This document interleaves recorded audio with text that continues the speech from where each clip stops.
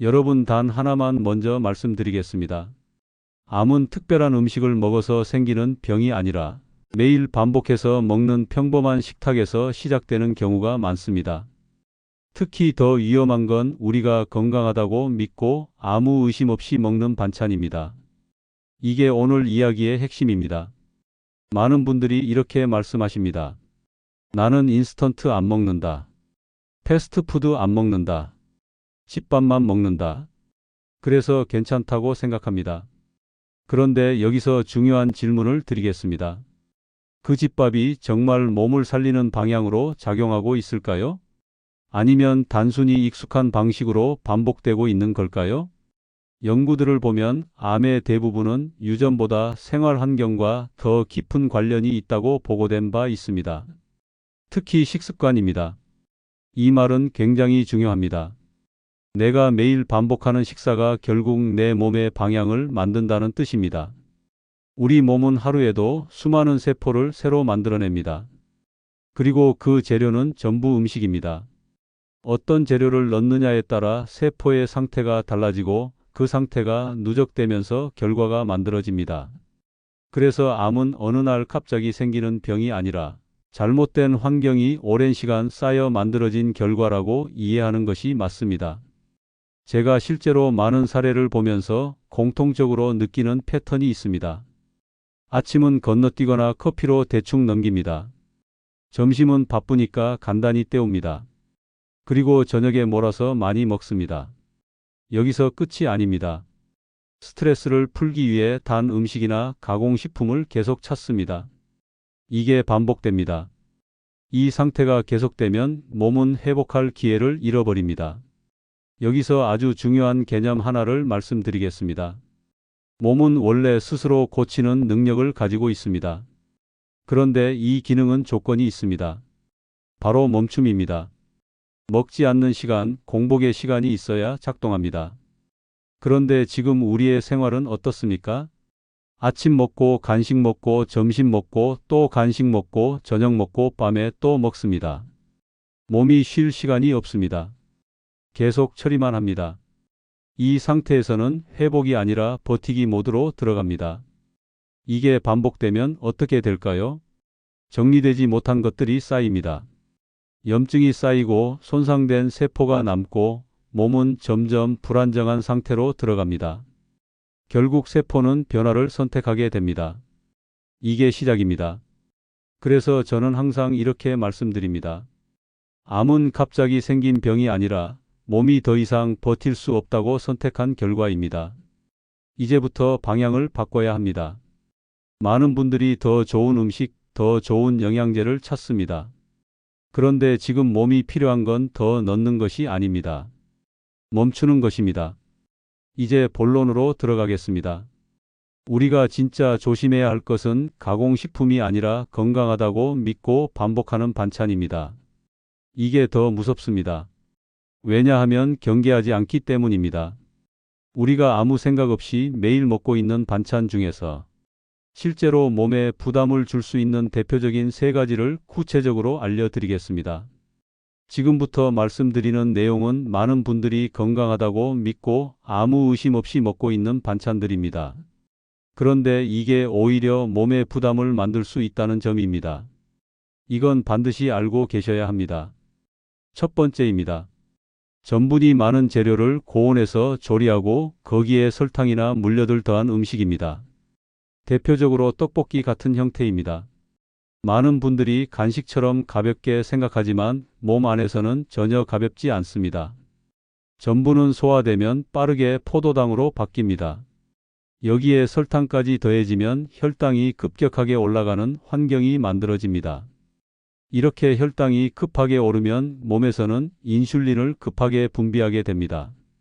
이 과정이 반복되면 몸은 계속 과부하 상태에 놓이게 됩니다. 연구에 따르면 이런 혈당 급등 패턴이 반복될수록 염증 반응과 관련된 환경이 만들어질 수 있다고 보고된 바 있습니다. 특히 고온에서 조리되는 과정에서는 특정 물질이 생성될 수 있는데 이런 물질 역시 장기적으로 몸에 부담을 줄 수 있다는 연구들이 있습니다. 두 번째입니다. 달콤한 양념으로 볶거나 튀긴 육류 반찬입니다. 제육볶음이나 닭강정 같은 음식이 여기에 해당됩니다. 문제는 단순히 고기가 아니라 조리 방식입니다. 설탕과 열이 결합되는 과정에서 당독소라고 불리는 물질이 생성될 수 있습니다. 의학계에서는 이 당독소가 염증과 세포 노화와 관련된 환경을 만들 수 있다고 설명합니다. 특히 이런 음식이 특별한 날이 아니라 일상적으로 반복될 때 문제가 커집니다. 많은 분들이 고기를 먹어야 힘이 난다고 생각합니다. 맞는 부분도 있습니다. 하지만 문제는 양과 방식입니다. 단맛이 강한 양념과 고온 조리가 반복되면 몸은 계속 자극을 받게 됩니다. 세 번째입니다. 오래 보관된 견과류나 곡물 반찬입니다. 이건 많은 분들이 전혀 예상하지 못하는 부분입니다. 견과류는 분명 좋은 음식입니다. 하지만 조건이 있습니다. 신선해야 합니다. 보관 상태가 나쁘면 공기와 접촉하면서 산패가 진행됩니다. 이 과정에서 독성 물질이 생성될 수 있습니다. 일부 연구에서는 이런 물질이 간에 부담을 줄 수 있다고 보고된 바 있습니다. 특히 조림 형태로 오래 두고 먹는 경우는 더 주의가 필요합니다. 시간이 지날수록 변질 가능성이 높아지기 때문입니다. 여기까지 세 가지입니다.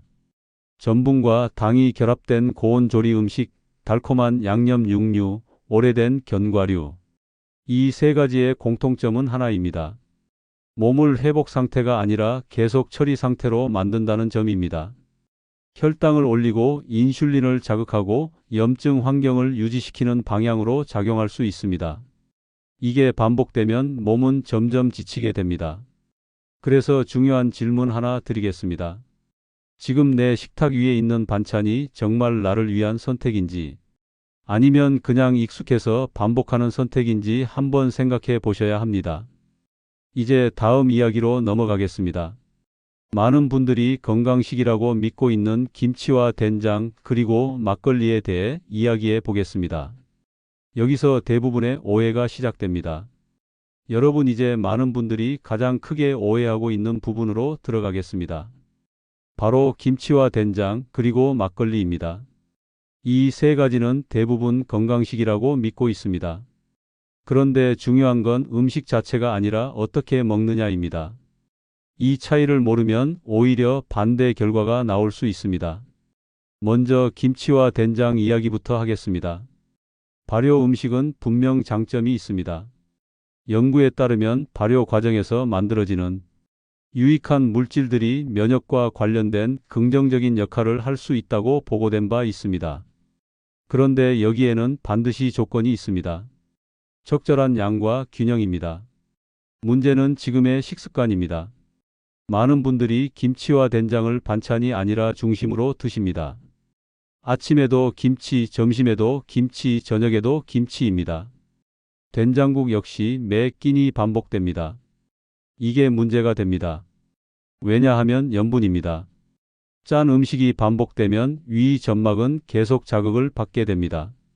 의학계에서는 높은 염분 섭취가 위 점막 손상과 관련된 위험 요인으로 지속적으로 언급되고 있습니다. 이 자극이 반복되면 몸은 회복할 틈 없이 계속 손상 상태에 놓일 수 있습니다. 그래서 기준을 바꿔야 합니다. 김치와 된장은 주인공이 아니라 조연이어야 합니다. 몇 젓가락이면 충분합니다. 다양한 채소와 함께 균형을 맞추는 것이 핵심입니다. 한 가지 음식이 반복되면 아무리 좋은 음식이라도 부담이 될 수 있습니다. 다음은 막걸리입니다. 많은 분들이 발효니까 괜찮다고 생각합니다. 여기서 반드시 구분하셔야 합니다. 발효와 알코올은 완전히 다른 문제입니다.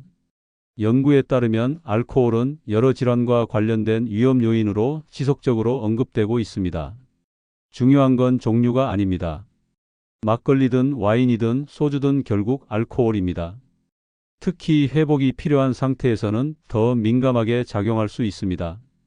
실제로 알코올 섭취를 줄였을 때 간 관련 수치나 염증 지표가 개선되는 사례들이 보고된 바 있습니다. 그래서 기준은 명확합니다. 건강을 회복하려는 시기라면 알코올은 줄이는 것이 맞습니다.